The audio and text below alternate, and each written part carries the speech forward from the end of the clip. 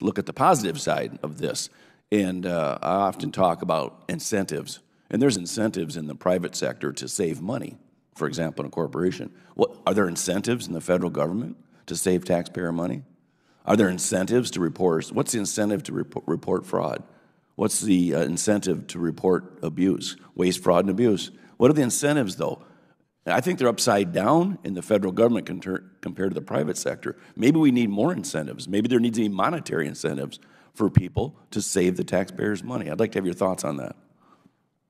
Here's one incentive that is different in the federal government that I ask you to consider. If an agency does its work and doesn't spend all its money, then the next year the money gets taken away and their budget is cut, and they're not praised for performing their mission effectively with a lower budget. It is, oh, you really didn't need the money. And so there's an incentive to spend it all at the end of the year. That's a disincentive. That's a perverse incentive in my view.